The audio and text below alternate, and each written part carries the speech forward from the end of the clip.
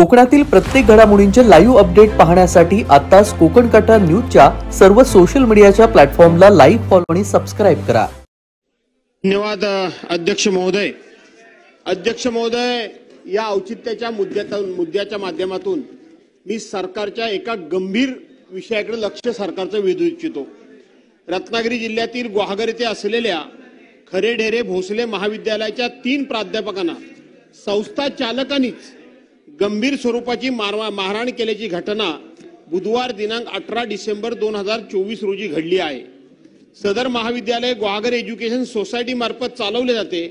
महाविद्यालयाचे प्राध्यापक गोविंद भास्करराव सानप, प्राध्यापक अनिल शशिकांत हिरगोंड आणि प्राध्यापक संतोष विठ्ठलराव जाधव हे सकाळी 8:30 वाजण्याच्या सुमारास महाविद्यालयात जात असताना संस्थेच्याच कॅम्पसमध्ये असलेल्या मुलींच्या हॉस्टेल समोर हा प्रकार घडला।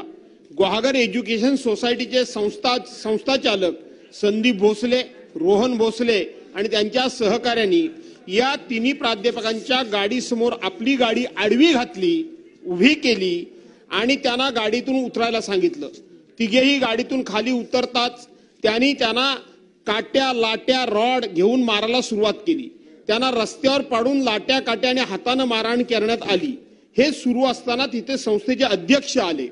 त्यांच्या समोर पुन्हा या तिघांना मारहाण करण्यात आली। मारहाण करत असताना त्यांना कॉलेजच्या पोर्चमध्ये आणण्यात आले। तिथे कॉलेजचेच प्राचार्य उपस्थित होते।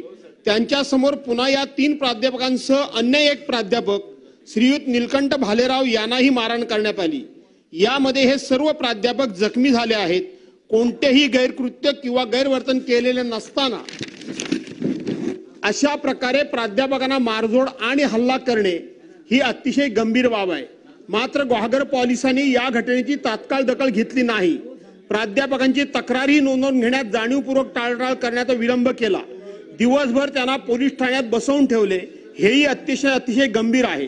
पोलिसांवर कुणाचा दबाव होता हे देखील अर्धा सेकंद समोर यायला हवं।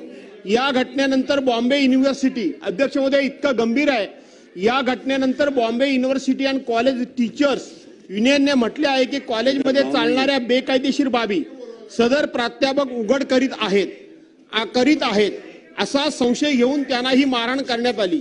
कॉलेजमध्ये चाललेल्या माल प्रॅक्टिस बद्दल मुंबई विद्यापीठाने चौकशी गठीत केलेली आहे। तुम्हीच विद्यापीठाला निनावी पत्र पाठवून कळवले होते ना, अशी विचारणा मारहाण करताना संस्था चालक या प्राध्यापकांना करत होते। ही बाब प्राध्यापक संघटनेनं समोर आणली आहे। ही गंभीर बाब लक्षात घेऊन सदर महाविद्यालयात चालणाऱ्या बेकायदेशीर नियमबाह्य बाबी, गैरप्रकार, गैरव्यवहार इत्यादीची उच्चस्तरीय चौकशी करून संस्थेमार्फत प्रशासक नियुक्तीची कारवाई तात्काळ करण्यात यावी।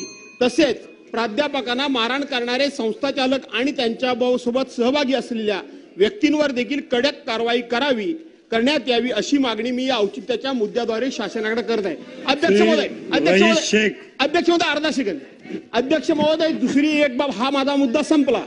मी आपल्या मार्फत एकच फक्त छोटीशी बाब लक्षात आणून देतो।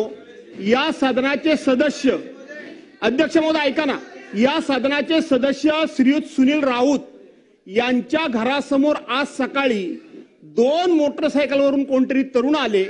त्यांनी संपूर्णपणे आपले चेहरे झाकलेले होते आणि त्यांनी चेहरे झाकून त्यांच्या संपूर्ण घराची रेकी केली। त्यावेळेला तिथं उभे असलेले जे मीडियाचे 2 लोक होते त्यांनी विचारलं तुम्ही कोण, तर त्यांनी इथं 5 त्या ठिकाणी मोबाईल लावलेले होते, इथं 5 मोबाईल लावलेले होते। 10 मोबाईल लावून एका विधानसभा सदस्याच्या घराची आणि पार्लमेंट मधले खासदार असलेल्या संजय राऊत यांच्या घराची रेकी केली। शासनाने या प्रकरणाची गंभीर दखल घ्यावी, कोणाच्याही। यस, धन्यवाद अध्यक्ष।